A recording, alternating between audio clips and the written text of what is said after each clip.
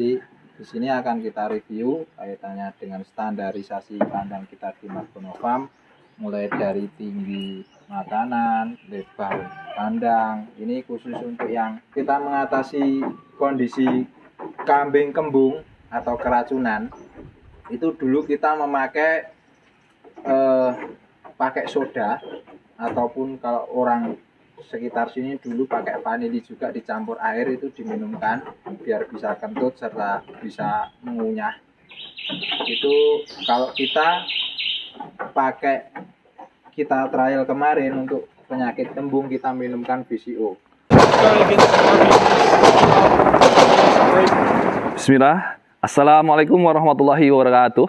Jumpa lagi dengan Pet Channel Pemersatu Peternakan Indonesia. Bukan dokter hewan. Apa kabar sobat semuanya? Semoga dalam keadaan sehat selalu dan dinaungi limpahan rezeki yang bermanfaat dan barokah. Kali ini kita masih berada di kota 1001 Goa, Pacitan tepatnya, berada di sebuah kandang yang menurut saya secara pribadi juga terlihat bagus dan elegan. Nah, seperti apa dan tujuan, ukuran dan tujuan kandangnya ini dari palung, kotoran, kuhe-kuhenya, langsung saja kita menuju ke peternaknya secara langsung, teman-teman. Selamat siang jelang sore, Mas. Siap. Oke. Ini barangkali sudah banyak yang kenal dan juga ada yang belum kenal. Bisa diperkenalkan lagi, Mas? Ya. Perkenalkan, nama saya Akbar Dwi Aprianto dari Margono Farm, Desa Sidomulyo, Kecamatan Kebon Agung, Pacitan. Nah, jadi di sini akan kita review kaitannya dengan standarisasi kandang kita di Margono Farm, mulai dari tinggi makanan, lebar kandang. Ini khusus untuk yang milking. Jadi yang milking kita berikan space yang agak luas, jarak lebar itu antara 1,5 meter, terus panjangnya ke belakang itu 2 meter. Kenapa? Karena untuk pergerakan khususnya di kesehatan kambing, serta ini kita berikan jarak ya, ini 2-4 cm jaraknya sebenarnya, yang khususnya 2 biar serintilnya bisa keluar sana. Terus tinggi pakanan kita, karena kita mainnya di betina PE, itu 40-45 cm. Terus pintunya menyesuaikan saja, monggo. Untuk kesehatan di kandang ini sendiri, kita tanamkan lagi jarak antara ini panjatan kandang dengan serintil itu kisaran 1,5 meter sampai 2 meter. Kalau berhubung ini agak ke bawah sana, yang di bawah 2 meter, yang ke arah sini 1,5 meter. Jadi miring gitu, Mas ya? Iya. Yang bawahnya. Jadi air liurnya masuk ke bawah, turun ke bawah langsung. Jadi Air seni lah. Air seni apa air liur? Air liur, air seni. Iya. Air liurnya ini atau bukan air liur itu air seni itu, Mas? Iya, kan air liur kan pipisnya itu. Iya. Oh, itu namanya air liur. Iya. Oh, kalau liur kan ludah itu bukan ya? Oh iya, air pipisnya itu. Iya, air kencingnya. Air kencingnya langsung ke bawah. Itu fungsinya apa? Biar bakteri yang muncul dari kotoran itu sendiri tidak bisa masuk ke atas, yang mana itu juga untuk kesehatan kambing ya. Jadi biasanya kalau terlalu dekat tanpa dipanjat gini, penyakitnya itu mastitis atau kamisondo. Yang diserang pertama itu di putingnya putingnya kambing, ataupun di dubur kambing, biasanya seperti itu. Itu berarti penyebaran penyakitnya melalui udara, Mas ya? Iya, melalui udara, karena juga bakteri yang dari bawah itu menguap ke atas, kan bisa menciptakan beberapa penyakit. Selain itu amoniaknya juga bisa naik itu, dari amoniak terus ada semacam penyebaran virus gitu. Iya, dari amoniak. Tapi kita juga di sini rata-rata pengobatan kita masih tradisional, karena kebutuhan seperti penyakit itu biasanya mulai dari mastitis itu kita obati secara tradisional juga. Terus penyakit-penyakit seperti kadas ataupun jamur yang ada di kambing itu kita pakai produksi kita VCO tersebut. Oh, yang VCO tadi yang sudah dijelaskan dengan konten satunya teman-teman. Barangkali bisa sedikit dijelaskan lagi yang di sini yang belum lihat yang di konten satunya Mas, VCO-nya. Mohon maaf ini tadi pakai baju seragam seperti ini karena habis perbecaan atau di acara pernikahan. Siap Mas. Ya bisa dilanjutkan tadi sedikit untuk obatnya VCO-nya juga Mas. Iya. Jadi kita sediakan obat tradisional yang kita bentuk. Tadi kita bikin melalui pemberdayaan berbahan dasar kelapa itu VCO. Itu ada beberapa fungsi untuk kesehatan ternak juga bisa, untuk kesehatan manusia juga bisa. Itu manfaatnya untuk kesehatan ternak. Mulai dari penyakit kadas atau penyakit kulit yang ada di kambing itu kita oleskan. Itu bisa sampai maksimal 1 minggu sudah kering dan dipastikan hilang untuk kesehatan kambing. Kalau ya. manusia bisa diminum juga bisa dioles. Jadi untuk itu juga kalau kita mengatasi kondisi kambing kembung atau keracunan itu dulu kita memakai pakai soda ataupun kalau orang sekitar sini dulu pakai vanili juga dicampur air itu diminumkan biar bisa kentut serta bisa mengunyah. Itu kalau kita pakai kita trial kemarin untuk penyakit kembung kita minumkan VCO. Standarnya minum VCO itu sampai 60 mili saja, jangan sampai banyak. 60 mili Mas ya VCO-nya. Untuk kambing. Kambing dewasa kalau kambing cemple itu sedikit saja di bawahnya 30 atau berapa mili, jangan terlalu banyak. Untuk VCO-nya sendiri Mas di sini dijual untuk umum juga atau seperti apa Mas? Kalau dijual untuk umum, sementara kita tidak jual partai retail kecil ya.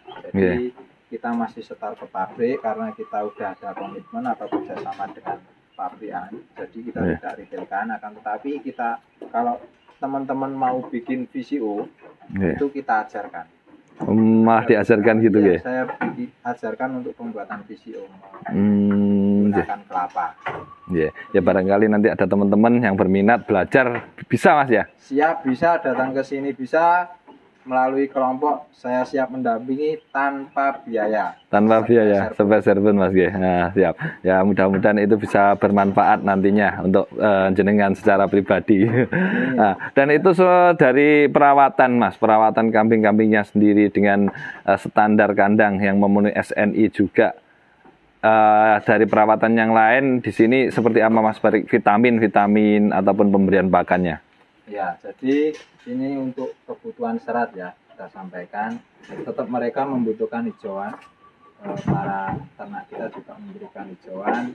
Kita berikan hijauan itu setiap sore, jadi 3 macam. Bisa dicampur, mulai dari odot, daun singkong, dan kangkung ataupun apa yang mempunyai serat, serta beberapa rumput. Kalau bahasa Jawanya suket itu kita campurkan, kita berikan tiap sore. Kalau manajemen pakan kita seperti itu, khususnya di Margono Farm serta beberapa rekan-rekan kita di bawah untuk petani-petani.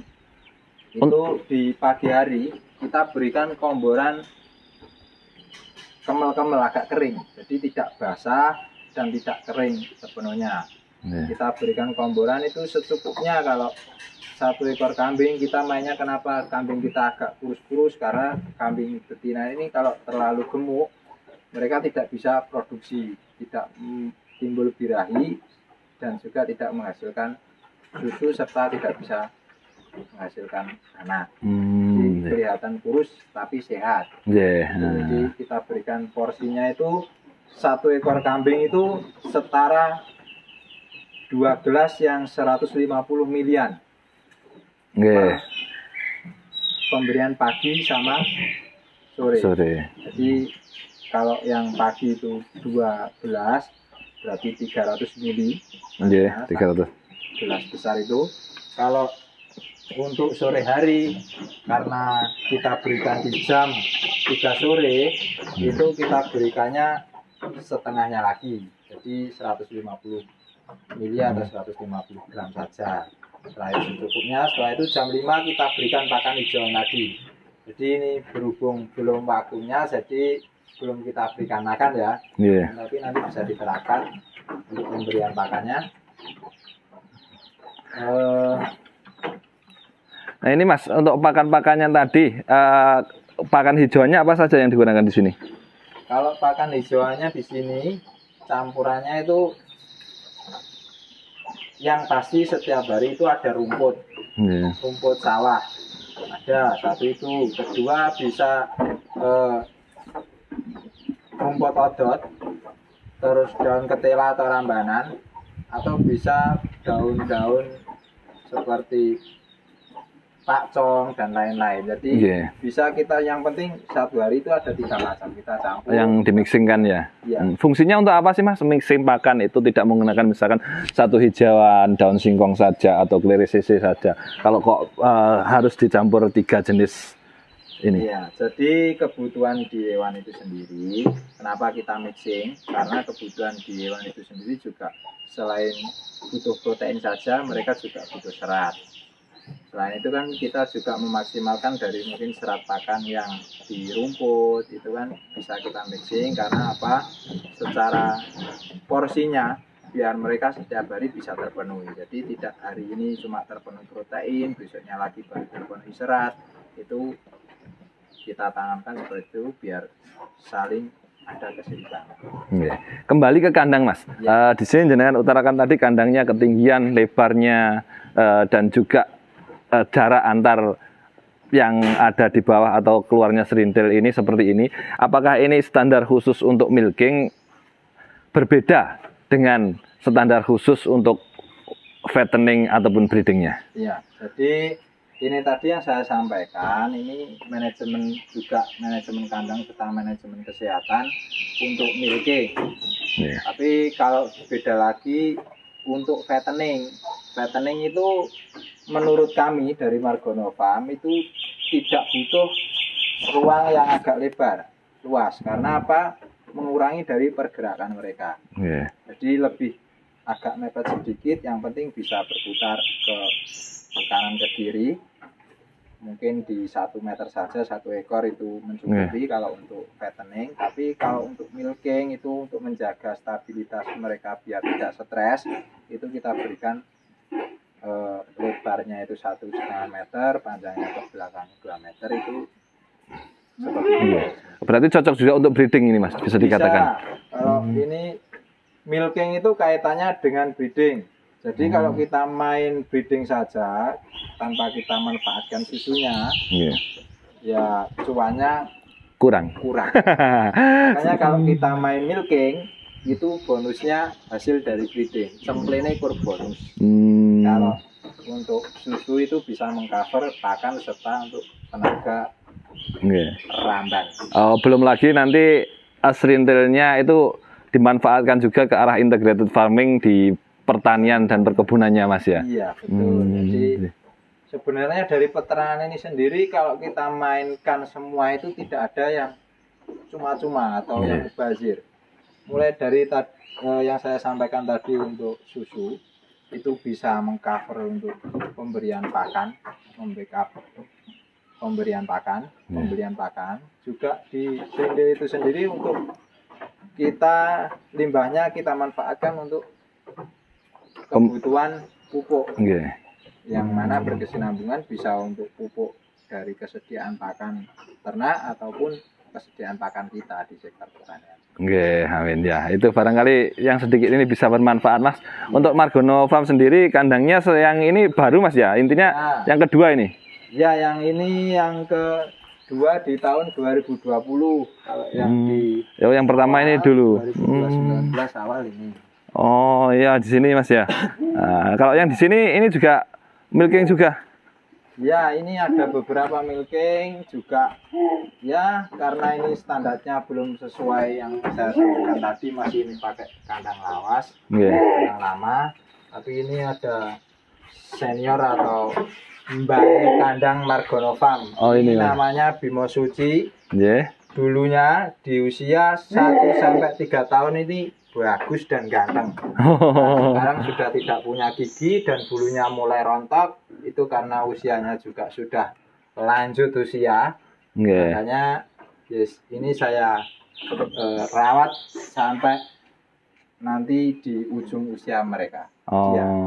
Jadi ujung-ujungnya nggak disembelih, Mas? Enggak, ini nanti ya karena nazarnya dari kakak sebagai CEO sama istri itu juga, karena ini juga salah satu babat alasnya di Margonova.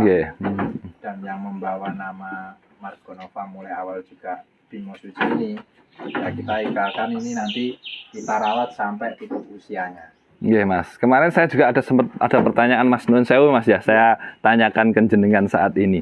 Itu kemarin ada yang bertanya ketika di farm salah satu farm juga intinya pada ujung-ujungnya ini dirawat sampai mati. Tapi ada yang bertanya gini, Mas. Apakah intinya tidak mubazir atau eman-eman sesuatu yang bisa dihalalkan dinajiskan gitu? Seperti itu pertanyaannya. Ya, sebenarnya fatwa itu boleh kita resap juga, tapi karena ini sebenarnya sudah tidak mubazir, dia sudah memberikan keuntungan terhadap kita, baik dari keturunan serta di kegiatan kontestasi yang kemarin kontes-kontes di beberapa kegiatan yang diadakan oleh teman-teman PAM atau paguyuban itu sudah menghasilkan banyak. Jadi sudah nazar kita untuk sebenarnya dagingnya ini kalau diberikan ke orang-orang yang membutuhkan jauh luar biasa sebenarnya, tapi kita sudah nadarkan itu kita sampai tutup usianya, akan tetapi untuk merubah itu tersebut hasil penjualan di beberapa sudah kita berikan kepada yang membutuhkan. Alhamdulillahirabbil alamin. Dan barangkali kemarin coba nanti komentarnya saya cari-cari, nanti kalau ketemu tak sematkan di videonya, barangkali bisa jawaban ini bisa memuaskan gitu, Mas ya, dan bisa dimaklumi dan juga dimengerti. Iya, siap. Bukannya kita sombong enggak, karena itu sudah nazar kita. Nazar kita itu urusan kita dengan Sang Pencipta sesuai ijab kabul kita. Jadi ya perlu saya sampaikan hasil dari beberapa ini yang perlu disampaikan kepada yang bukan hak kita sudah terpenuhi. Alhamdulillah. Jadi terpenuhi. Ini kita rawat sampai tutup usia.